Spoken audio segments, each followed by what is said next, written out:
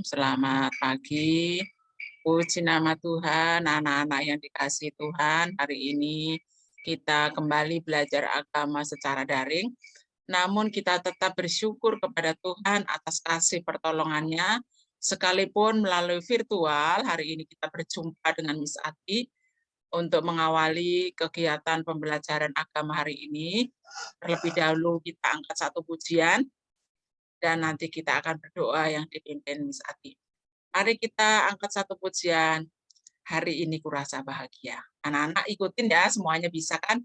Hari ini kurasa bahagia, berkumpul bersama saudara seiman. Tuhan Yesus telah satukan kita tanpa memandang di antara kita. Kau sahabatku, kau saudaraku, tiada yang dapat memisahkan kita. Oh, kau sahabatku, kau saudaraku, tiada yang dapat memisahkan kita. Kau sahabatku, kau saudaraku, tiada yang dapat memisahkan kita. Kau sahabatku, kau saudaraku, tiada yang dapat memisahkan kita. Mari kita berdoa. Anak-anak semua lipat tangan, tutup mata, tundukkan kepala, tanda hormat kita kepada Tuhan. Mari kita berdoa. Tuhan Yesus yang baik, kami mengucap syukur buat kebaikan dan pertolongan Tuhan. Di pagi hari ini, Bapa di surga kembali mempertemukan kami, anak-anak dengan Miss Ati, yang hari ini kami siap belajar agama. Kami akan belajar tentang cara mengasihi teman ya Tuhan. Seperti pujian yang kami naikkan, semua adalah saudara kami, semua adalah sahabat kami, sehingga kami tidak membeda-bedakan teman yang satu dengan yang lain. Tuhan berkati kami, sehingga kami dapat melakukan seturut dengan perintah Tuhan. Di dalam nama Tuhan Yesus kami berdoa. Amin. Nah, anak-anak yang dikasihi Tuhan, pagi hari ini kita masuk ke pelajaran 11 ya. Pelajaran 11, nih perhatikan nih buku-bukunya ya. Pelajaran 11 judulnya adalah Aku dan Temanku. Nah, di sini nanti Miss akan jelaskan, setelah Miss jelaskan nanti anak-anak mencatat apa yang ada Miss kirim dari video ini, penjelasannya sudah dijelaskan, ringkasan materinya ditulis supaya anak-anak tulisannya bagus, anak-anak semuanya pandai, pinter ya. Nah, judul pelajarannya adalah Aku dan Temanku. Ini nomor 1, kita baca bersama-sama. Semua orang pasti ingin memiliki teman. Untuk teman, untuk dapat bermain dan belajar bersama. Anak-anak yang dikasihi Tuhan, betapa sepinya ketika kita tidak memiliki teman. Kalau di rumah sendiri, misalnya ditinggal mama kerja, papa kerja, adik tak punya, kakak pun tak punya, ini pasti terasa sangat sepi. Apalagi sekarang ya anak-anak, kita sedang belajar di rumah, tidak bertemu dengan teman di sekolah. Tetapi saat ini kita belajar bersama Miss Ati, sekalipun secara virtual. Artinya ada temannya, teman anak-anak belajar siapa hari ini? Yaitu Miss Ati. Nah, teman itu supaya kita bersukacita ketika kita bersama teman, bisa tertawa, bisa bermain, bisa belajar. Kalau di sekolah bisa belajar bersama teman-teman. Saat istirahat bisa bermain. Saat di rumah bisa bermain. Jadi teman itu bukan hanya orang lain ya, saudara pun juga bisa menjadi teman di rumah. Kemudian yang nomor 2, perhatikan. Teman adalah orang yang sudah lama kita kenal dan saling berhubungan dalam hal tertentu. Nah, misalnya teman bermain, teman belajar. Kalau orang yang sudah dewasa, bisa teman bekerja. Nah, itulah yang disebut teman. Jadi semua orang, baik masih anak-anak maupun orang dewasa, itu perlu adanya teman. Maka dari itu sekarang nih adanya grup WA. Nah, di situ kan ada banyak teman itu. Ada satu grup di kelas ada berapa orang. Nanti punya grup lagi teman, orang tua kadang punya grup lagi dari perkumpulan, dari gereja. Nah, seperti itulah perlunya teman. Jadi, kita seorang teman itu sangat diperlukan. Nomor 3, perhatikan pentingnya teman adalah untuk supaya tidak kesepian dan dapat berbagi rasa saat senang ataupun susah. Nah, kalau kita sedang senang, kita bisa bercerita sama teman. Oh, kemarin saya pergi ke kebun binatang loh. Nah, bercerita sama teman-teman. Kemudian saat senang lagi, oh, kemarin berenang loh, senang saya. Nah, itu bisa bersukacita. Tapi saat susah itu misalnya apa? Misalnya nilainya kurang bagus. Ya bersedih, cerita sama temannya. Aduh, kemarin aku dapat nilai agama kurang bagus. Ajarin saya ya, gimana sih cara belajarnya supaya nilainya bagus. Terus kemudian lagi misalnya saat susah itu apa? Misalnya sedang sakit, Mas pasti itu merasakan susah. Nah, jadi kita butuh teman itu saat senang maupun saat susah. Perhatikan nomor 4 sekarang.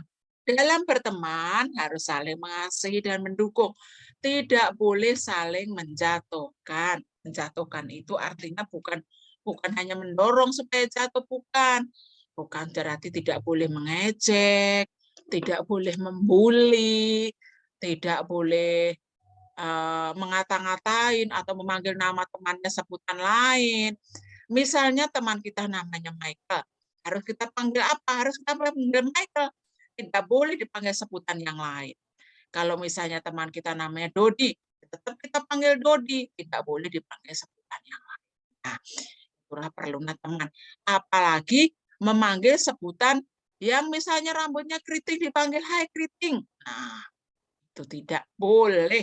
Kita tidak boleh memanggil teman itu sesuka hatinya.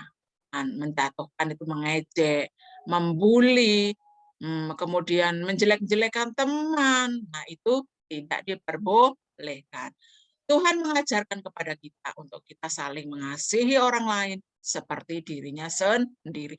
Kalau kita mengasihi diri kita, berarti kita juga harus mengasihi teman, mengasihi orang lain, mengasihi saudara, mengasihi orang tua. Ya, anak-anakku seperti itu. Kalau misalnya Miss ada pertanyaan, Miss, aku pernah diejek teman. Nah, biarkan saja mereka mengejek kalian karena mereka mungkin tidak diajarin. Kalau kalian kan Miss nanti ajarkan untuk tidak boleh mengejek orang lain, untuk tidak boleh membuli temannya. Nah, jadi kita sebagai anak Tuhan Yesus yang percaya kepada Tuhan Yesus harus mengasihi orang lain seperti dirinya sendiri. Kemudian nomor 5, perhatikan. Dalam berteman juga tidak boleh membeda-bedakan satu dengan yang lain. Dalam berteman tidak boleh membeda-bedakan satu dengan yang lain. Nah, membeda-bedakan itu artinya apa? Tidak boleh.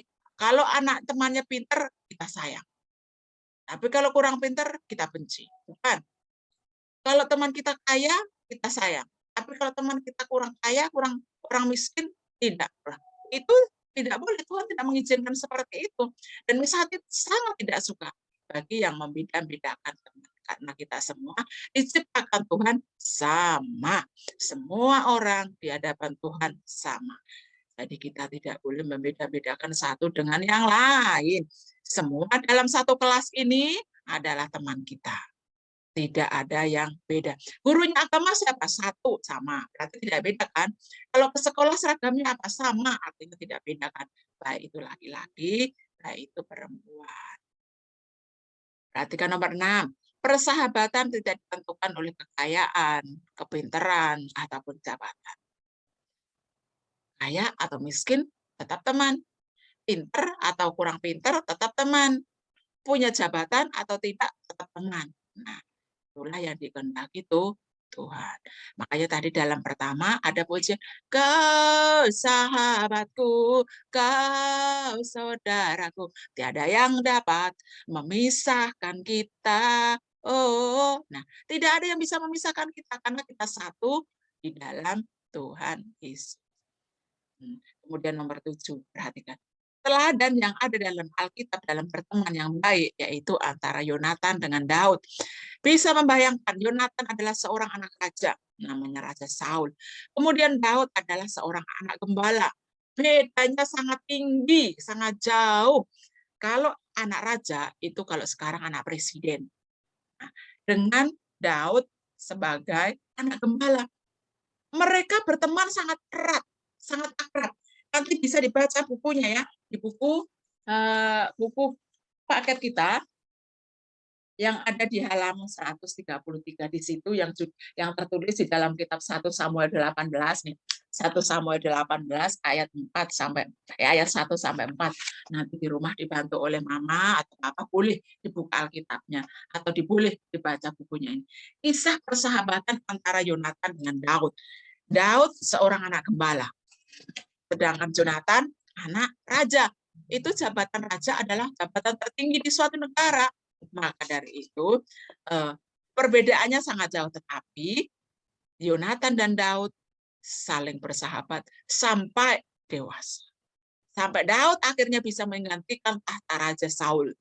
Nah, ketika Daud menjadi raja, Daud pun tetap mengingat kebaikan Yonatan.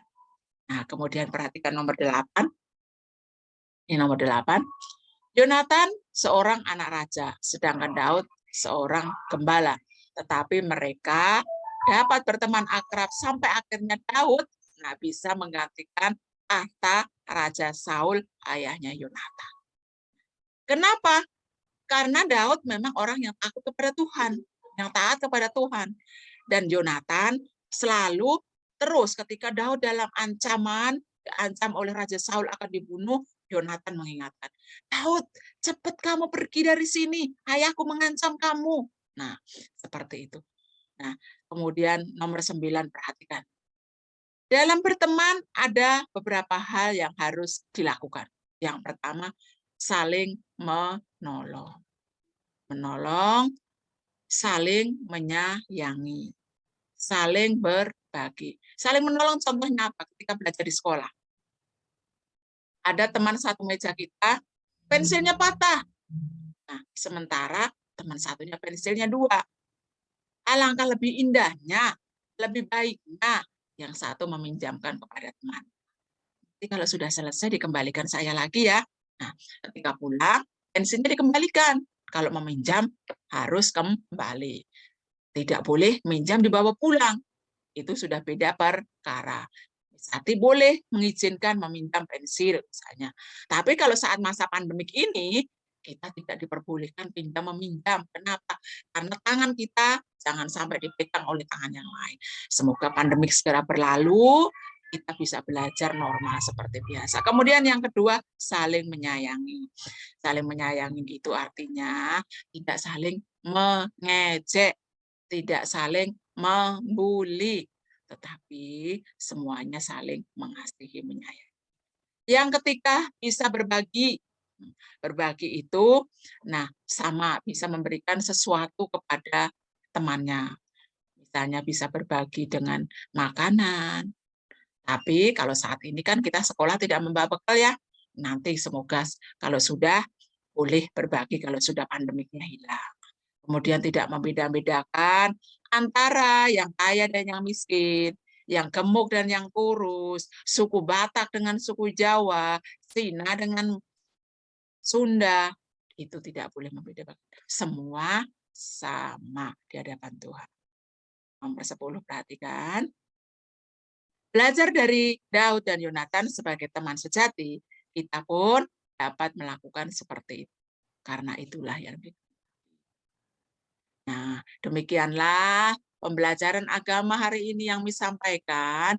Ini adalah di pelajaran 11. Sekali lagi, nanti ini dicatat ya nak ya. Kan jelas banget ya tulisannya kan, supaya bisa diingat apa yang Miss jelaskan. Nah, selanjutnya setelah dicatat, dibaca. Buku paketnya dibaca. Inilah demikianlah pembelajaran agama pada kesempatan pagi hari ini. Tuhan memberkati kita. Selamat pagi, sampai ketemu minggu depan.